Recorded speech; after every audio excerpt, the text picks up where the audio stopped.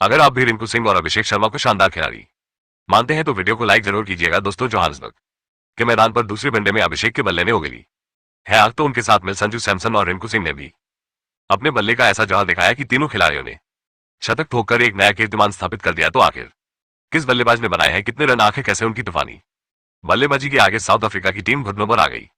किस खिलाड़ी ने ठोका सबसे तेज शतक, रिंकू ने खेली कितने रनों की दहशतगर्द पारी, कितने चौके बसाए उन्होंने अफ्रीकी गेंदबाजों को खून के आंसू रुलाते हुए इन तीनों की घातक बल्लेबाजी का पूरा वीडियो तो हम आपको दिखाएंगे, लेकिन उससे पहले आपको क्या लगता है कि रिंकू, संजू और अभिषेक में कौन सबसे बेहतरीन बल्लेबाज है? अपनी राय नीचे कमेंट करके जरूर बताइएगा। दोस्तों, टी20 सीरीज में तो टीम इंडिया का बोलबाला रहा 3-1 से भारत के यंगिस्तान ने साउथ अफ्रीका की खटिया खड़ी कर दी और उन्हें एक मैच में भी वापसी का मौका नहीं दिया। लेकिन जैसे ही वनडे सीरीज का शंखनाद हुआ, वैसे ही साउथ अफ्रीका की टीम तो यह सोचकर आई थी कि सीरीज जरूर जीतेंगे, लेकिन एक बार फिर वही हुआ जिसका डर उनको सता रहा था। पहला वनडे तो टीम इंडिया आसानी से जीत गई, तो फिर जोहान्सबर्ग के वंडर्स क्रिकेट स्टेडियम में जब दूसरा वनडे मैच प्रारंभ हुआ, तब एक बार फिर टॉस के बॉस कप्तान हार्दिक पांड्या बने। उन्होंने टॉस जीतकर पहले बल्लेबाजी करने का फैसला किया। इस बार भी टीम इंडिया नए जज्बे और जुनून के साथ उतरी थी और शुरुआत में ही इसका नजारा हमें देखने को मिल गया। अभिषेक शर्मा के साथ संजू सैमसन टीम इंडिया को दाकर शुरुआत दिलाने के इरादे से उतरे थे। आदिश संजू ने कोविड से की गेंद पर विकेट के सामने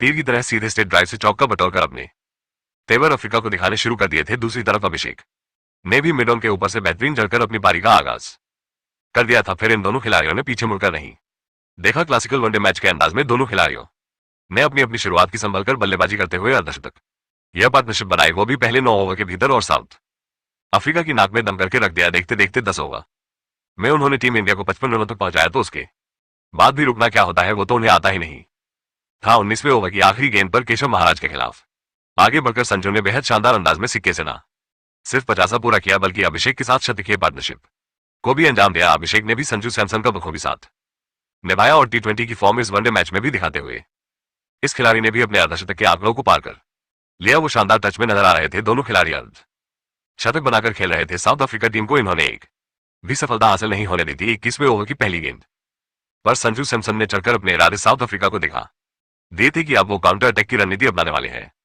जिसने का खेमे में हाहाकार मचा दिया था। दोनों खिलाड़ियों ने आक्रामक रुख अपनाया था। देखते ही देखते उन्होंने चौके की ऐसी सुनामी लाई कि साउथ अफ्रीका की धज्जी अकेले ही उड़ाकर रख दी थी। पता ही नहीं चला कब टीम इंडिया 180 से अधिक रन बना चुकी थी। उनके बीच 150 रनों से अधिक की पार्टनरशिप हो चुकी थी और आखिरकार वो मोमेंट आ गया जिसका इंतजार हर किसी को बेसब्री से था, जहां अभिषेक शर्मा ने लुंगी अंगड़ी की गेंद पर बेहतरीन चौका लगाकर अपना तूफानी शतक केवल 111 गेंद पर पूरा कर लिया और 120 के बाद वनडे में शतक जड़कर उन्होंने इतिहास के पन्नों में अपना नाम सुनहरे अक्षरों में लिखवाया आया था। टीम इंडिया बेहद मजबूत स्थिति में आ चुकी थी, पर शतक जलते ही अभिषेक शर्मा माको नसुन के जाल में फंस गए और कैच आउट होकर उन्हें पवेलियन लौटना पड़ा। उन्होंने 114 गेंद पर बेहतरीन 102 रन बनाए थे, जिसमें 2 तो वही 9 चौके भी शामिल थे। उनके रूप में टीम इंडिया को दूसरा झटका लगने के बाद अब मोर्चा संभालने के लिए मैदान में सूर्य कुमार यादव आए, लेकिन वह भी केवल 2 रन बनाकर चलते बने। लगातार 2 झटकों ने भारतीय टीम को मुश्किल में फंसा लिया था। ऐसे में अब मैदान पर बल्लेबाजी करने के लिए करोड़ों फैंस के हीरो रिंकू सिंह को उतारा गया। अब एक तरफ जहां खुद संजू सैमसन थे, तो वहीं दूसरी तरफ रिंकू इस मौके पर चौका नहीं सीधा मारने के फिराक में उतरे थे, जो टी20 में अपनी विस्फोटक बल्लेबाजी के बाद वनडे में अपना दबदबा कायम करना चाहते थे। हालांकि साउथ अफ्रीका को लगा था कि 2 विकेट के बाद वो भारतीय टीम पर दबाव बनाएंगे, पर इन दोनों खिलाड़ियों ने तो अगले कुछ ओवरों में वो किया जिसका अंदाजा अफ्रीका को था ही नहीं। संजू एक बार फिर अर्धशतक बनाकर खेल रहे थे, तो वहीं रिंकू ने आक्रामक अंदाज में तूफानी से अपनी पारी की शुरुआत की, तो फिर वनडे को टी20 बनाते हुए चौके की अड़ी लगा दी।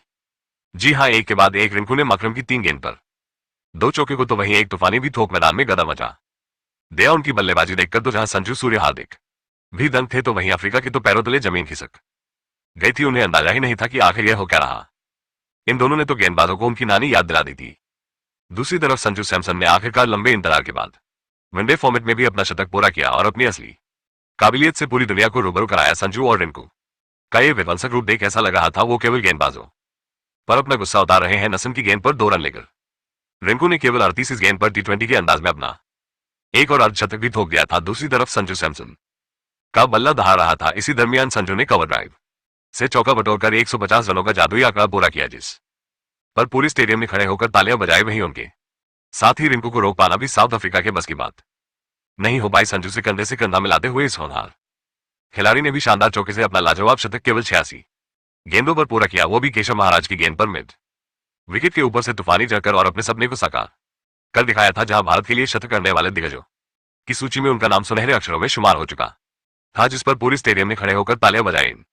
दोनों ने तो साउथ अफ्रीका की शामत हिला दी थी और 50 ओवर का खेल खत्म होने तक जहां संजू ने 187 रनों की शानदार पारी खेली थी, अपनी इस विध्वंसक पारी को उन्होंने 9 खौफनाक तो वहीं 13 चौकों से सजाया था, तो वहीं रिंकू ने 124 रन बना डाले थे, वो भी 5 और 10 खतरनाक चौकों की बदौलत।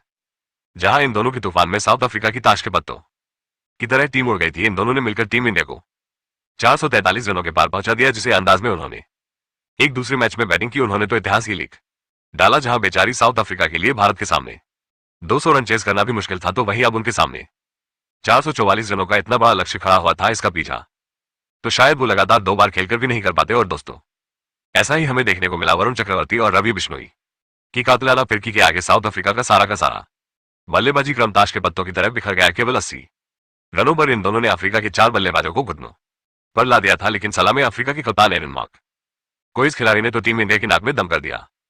शानदार 50-20 अप्रोच में पूरी की पूरी, तो उसके बाद भी उन्हें रोक पाना किसी के बस की बात नहीं हो पा रही थी। लेकिन एक अकेला खिलाड़ी कितनी ही लड़ाई कर पाता। उन्होंने भरपूर कोशिश करी अपनी टीम को जीत दिलाने की। उन्होंने केवल 9 गेंदों पर 155 रनों की आतिशी पारी खेली, जिसमें उन्होंने 9 खतरनाक तो वहीं 8 चौके भी लगाए थे। इसके दम पर साउथ अफ्रीका ने 50 ओवरों में 328 रनों का विशाल स्कोर भारतीय टीम के सामने रखा था, लेकिन फिर भी वो लक्ष्य से कोसों दूर रह गए थे। और इस पहले दूसरे मैच से ठीक पहले खेले गए प्रेस मुकाबले में भी अपनी विस्फोटक बल्लेबाजी से टीम इंडिया ने अपने नाम का डंका बचा दिया। जहां रिंकू, संजू और अभिषेक शर्मा की तूफानी बल्लेबाजी की बात तो पूरी दुनिया डरी हुई है कि आखिर भारत का यंग टैलेंट और कितना आगे जाएगा। लेकिन दोस्तों, अब आपको क्या लगता है कि अभिषेक शर्मा, रिंकू सिंह और संजू सैमसन में कौन सबसे खतरनाक खिलाड़ी? अपनी राय नीचे कमेंट करके जरूर बताइएगा। धन्यवाद।